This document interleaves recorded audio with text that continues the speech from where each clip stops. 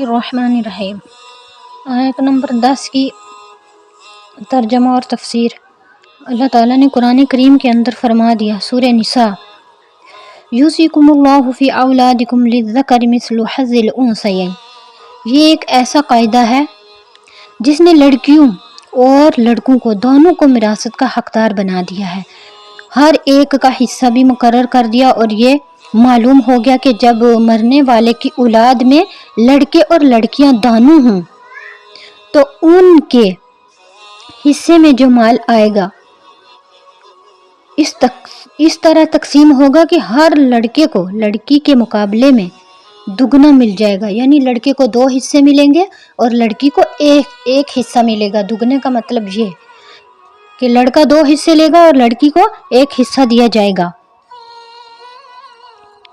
کسی کے ایک لڑکا 2 لڑکیاں چھوڑ کر مرا کوئی، اگر اس کو اولاد میں 1 لڑکا اور 2 لڑکیاں ہیں تو مال کے 4 حصے کر کے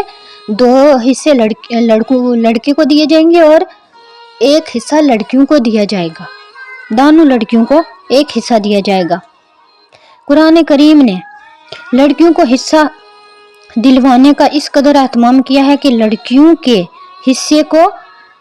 ضروری قرار دے کر، ہم تو اس بات کو ضروری سمجھتے ہی نہیں ہیں، کیونکہ اللہ تعالیٰ نے جس بات کو قرآن کے اندر فرما دیا تو وہ ضروری ہی ہے، اللہ تعالیٰ نے اس کو اصل قرار دے دیا۔ تو ہم لوگ اس معاشرے میں آج کل کے اس دور کے اندر کوئی لڑکیوں کو حصہ نہیں دے رہا ہے، تو اللہ تعالیٰ نے اس لیے قرآن کریم کی آیت اتار کے لڑکیوں کے حصے کو الگ کر دیا، اور اس کے اعتبار سے لڑکوں کا حصہ بتلا دیا، یعنی لڑکوں کو کتنا حصہ ملے گا اور لڑکیوں کو کتنا ملے گا اللہ تعالیٰ نے وہ فرما دیا۔ 2 لڑکیوں کو 1 لڑکے کے حصے کے باقدر، یعنی 2 لڑکیاں جو ہیں 1 لڑکے کے حصے کے باقدر لیں گی، یعنی تیسرا حصہ۔ لڑکے کو 2 لڑکیوں کے حصے کے مقابلے میں ملے گا۔ جو لوگ بہنوں کو حصہ نہیں دیتے وہ یہ سمجھ کر ٹال دیتے ہیں کہ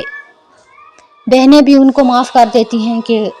اگر ہم نے بھائیوں سے حصہ مانگا تو بھائی ناراض ہوں گے۔ تو اگر سمجھدار ہوں گے، پڑھے لکھے ہوں گے، قرآن کریم کی تفسیرات کو جانتے ہوں گے، اس کے مفہوم کو جانتے ہوں گے، اللہ تعالیٰ کے احکام کو انہوں نے پڑھا ہوگا، تو ان کو یہ سمجھ آئے گی، ان کو یہ سمجھ ہوگی کہ بہنوں کا حصہ اللہ تعالیٰ نے ضروری قرار دیا ہے۔ جیسے ایک چیز فرض اللہ تعالیٰ نے نمازیں فرض کی ہیں، حج زکوٰۃ فرض کی ہے، اسی طرح بہنوں کا حق بھی فرض کر دیا۔ جو آیت قرآن کے اندر اللہ تعالیٰ نے جو حکم اتار دیا وہ فرض کے مقابلے میں ہو گیا، اسی لیے اللہ تعالیٰ نے یہاں فرما دیا کہ اصل قرار دیا ہے، یعنی ضروری دینا ہے، نہ دے گا تو گنہگار ہوگا۔ تو بہنیں معاف کر دیتی ہیں کہ ہم اپنے بھائیوں سے مانگیں گے تو بھائی ہمیں ناراض ہو جائیں گے، بولیں گے ہم سے حصہ مانگ رہی ہے، لیکن اللہ تعالیٰ کا جو فرمان ہے اس سے بدلنے والا نہیں ہے۔ اگر بہنیں معاف بھی کر دیں تو یہ جو فرمان ہے اللہ تعالیٰ کا حکم ہے یہ کبھی نہیں بدل سکتا۔ تو اگر بہن چھوٹی ہے، نابالغ ہے، تو باپ مر گیا تو بھائی بڑے ہوں، تو اگر اس کو حصہ نہیں دیں گے تو ایک تو یتیم کا مال کھانے کا گناہ ہو گیا اور دوسرا اس کے